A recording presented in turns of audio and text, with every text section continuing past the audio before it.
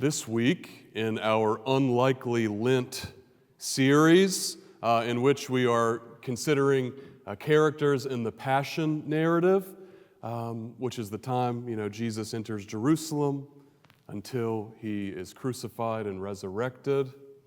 We are considering characters in the Passion narrative that are usually overlooked or cast aside. This week is somebody named Simon of Cyrene. It's not the same person as Simon Peter or the other disciple named Simon. This is a third Simon, and he's from a place called Cyrene, which is in modern-day Libya, which is really far from Jerusalem, where this story takes place. It's over 800 miles away, and in those ancient days, it would have taken over 2 weeks for Simon and other people from Cyrene to get to Jerusalem. This story, this morning's story, comes from Luke. Luke also wrote a book called Acts, and in Acts, there is mention of Cyrenes. There were Cyrenes who made a pilgrimage during Pentecost, which was a high holy day. And so from this we know that there are Jewish people in Cyrene, and we know that on high holidays such as Pentecost and in this case Passover, that they will make that long journey as pilgrims. We don't know very much at all about Simon. Really, it's just one verse. We don't know why the guards or the people that were transporting Jesus from Pilate's court to Golgotha, where the cross will be situated. We don't know why they chose Simon to bear this burden, to carry the cross of the Lord. I bet it has something to do with Simon being an outsider. Simon may have looked different. He may have sounded different. In some way, he stood out from the crowd. We remember that at this point, this very tense transition from Pilate's court to Golgotha, that tensions are high. We don't know if Simon knows who Jesus is or what's going on, but there are a lot of angry people. There is a mob-like mentality. It makes me wonder if the thing that distinguished Simon among the chaos could have been the way that he looked at Jesus, a kind of objectivity which lended itself to compassion. I wonder if the guards saw the way that Simon looked at Jesus. No matter what the reason was,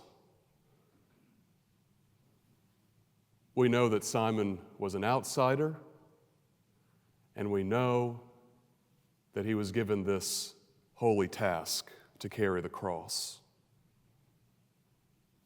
This transition to the place of the cross, to Golgotha, was less than half a mile, but it is just bursting with meaning. If you go to Jerusalem today, they have something called the Via Dolorosa,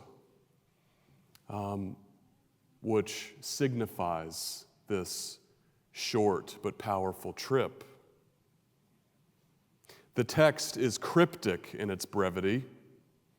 They seized a man, Simon of Cyrene. They laid a cross on him and made him carry it behind Jesus. Did you hear the forcefulness of that language? They seized him. They made him carry it. Simon didn't have a choice. He had to carry the cross. Isn't that how life is, though? Simon didn't have a choice. Lots of things we have to do we didn't choose to do. Burdens we have to bear that weren't our fault. The way the Unlikely Lent author put it, she said, Simon didn't sign up for this. How much do we have to do that we didn't sign up for? How many things in life do we have to face, to endure, even though we didn't ask to? And it can be big and small. In fact, as I was writing this sermon, it was the time of week, this past week, where the weather changed from horrible to incredible. And my office is right there along Tate Street, and the window was open. And it might be my exaggerated memory, but I swear like college students were frolicking in the sunlight. And I was stuck writing my sermon. I didn't want to write it. I mean, I understand I signed up for it in that I have this job, this vocation. I get that. But did I have to do it right then? Well, actually, yes, because I waited too long to write it, so I did have to do it right then. I felt this twinge of anxiety being there when I didn't want to be. What do you think I did? It's not that mysterious. I grabbed my phone and I started scrolling. I hate to admit, but I almost did it as a reflex, and I'm on the threads, which is kind of like what Twitter used to be. I'm looking through threads, and there's something about a trial by a guy that I hadn't heard of in years named Afro Man. I kind of went into that for a minute. I don't even care about Afro Man, but it was there, and I was reading about it. It was March Madness. I was looking at the scores, looking at my bracket. It was all a distraction. What do we do when we feel that little twinge of anxiety, that brief desire to be somewhere else? How do we get a little bit of relief? How do we create a little bit of distance from the pain of working hard? There are lots of ways. Now, that's just like the day-to-day angst of being a person. What about those big things that aren't every day? What about grief? What about tragedy? What about what Taylor had to deal with in the story? When things come crashing down, in Taylor's case, a murder of crows knocks down their tower. Sometimes we knock down our own tower. It doesn't matter, both are a part of life. Taylor had all sorts of options. I guess the phone is kind of like the ostrich, which is hide and pretend nothing is wrong. Yell about it like the bear. Obsess on a solution, even if the solution is not graspable. That's what the elephant did. Laugh about it, maybe denial, pretend it's not as bad as it is. That's what the hyena did. Then there's the snake, whose coping method, I'm afraid, is widespread in our nation today. Let's knock down someone else's tower. If I'm this miserable, why shouldn't everyone else be? Death, loss, a financial blow, failure, a tragic mistake, disappointment, shame.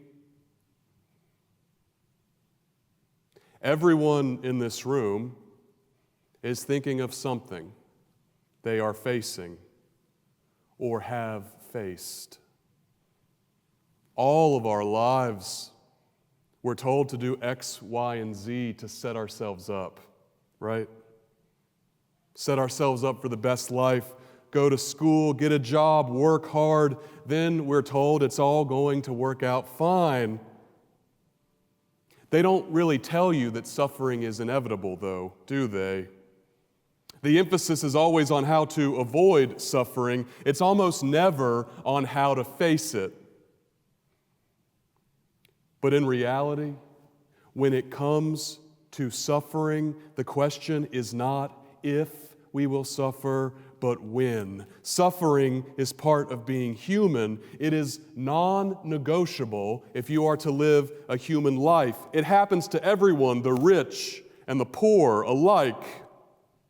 To the most fortunate, to the least fortunate, suffering and being human are inseparable. And here's the thing, despite how universal it is, most people have no idea how to deal with it. And even those who do know how typically don't. In the quiet, Taylor didn't even notice the rabbit, but it moved closer and closer until Taylor could feel its warm body. The rabbit didn't do very much, actually. Did you notice that? Any of us could have done what the rabbit did. You know, pastors, we take pastoral care classes in seminary, and many of us do CPE, which is clinical pastoral education, where we spend hours in a hospital learning about how to care for people in crisis. I'm something that's called a Stephen leader, and I went to hours of training for that. Most of us have hours of training and have put in work learning how to care for people in crisis. But you want to know something? All you really have to do is to do what the rabbit did. Basically, just be there. Keep your mouth shut for the most part. Stop trying to explain it all away. Stop trying to fix everything all the time. A non-anxious presence. That's the key. That's what the rabbit did. We were talking about it some in our Lent small group this week, and we realized that when tragedy strikes, there are at least two main problems the person in crisis faces. The first is the obvious one, the problem itself. They want some kind of solution to the problem at hand. The second problem they face, the one that lurks, which is much harder to acknowledge, is the isolation. Tragedy makes us feel alone. And the more alone we feel, the worse off we are. Most of the time, we cannot fix the first problem. Otherwise, it would already be fixed. We can't fix it right away, at least. I mean, there are things like therapy, but those are not easy fixes. Like the animals in the story, they were going after easy fixes. But the second problem, the problem of isolation, all of us have the ability to listen. All of us have the ability to show up. We are part of a community. We see this notion presented in Scripture many times. My favorite is in 1 Corinthians 12. The church is one body, many parts, interdependent. None of us is at it alone. When one body part is hurt, the whole body is affected. If you hurt your left foot, do you cut off your left foot and call it quits? No. The right foot might have to work a little bit harder for a while the left one heals. But be sure, the left one is still part of the body. In Galatians, Paul tells us, bear one another's burdens. This is the nature of the church. Last week, we talked about vulnerability as an essential state for relating to each other. Well, if you are suffering, there could be a little part of you that says, I don't want to burden others. Or, it's just easier to keep it to myself. But I'm telling you, if that's how you feel, then you don't have a proper understanding of the nature of the church. It's okay to be seen. We are here for you. I don't know if we'll be able to fix it. Maybe we can. It might take a while. But you better believe we are here for you. We want to bear your burden with you because it is our nature as the church. It's curious to me that Simon of Cyrene appears in no other part of the story. His character vanishes. Mark mentions the name of his children in Mark's gospel, implying that his lineage lives on in the church, but as far as the story goes, we never hear Simon of Cyrene again. Despite his brief appearance, Matthew, Mark, and Luke, all three include him in their narratives. The act, even if he didn't choose it, this act of carrying the cross is an essential part of Jesus' journey and of Christian tradition. It is one of the stations of the cross. We might wonder why this really just one verse is so important to our tradition and to our faith. Why? Well, I think there are two reasons. The first, Simon represents the inevitability of suffering in the human experience. He did not choose to carry the cross, but he also did not resist it. He didn't ignore it. He didn't run away. He didn't take out his phone. He didn't numb. He followed the Lord with the burden on his back, and he took one step after another. The second reason, Simon brings to life the foundational principle of the church that no one, even the Lord of the universe, should have to suffer alone. Thanks be to God.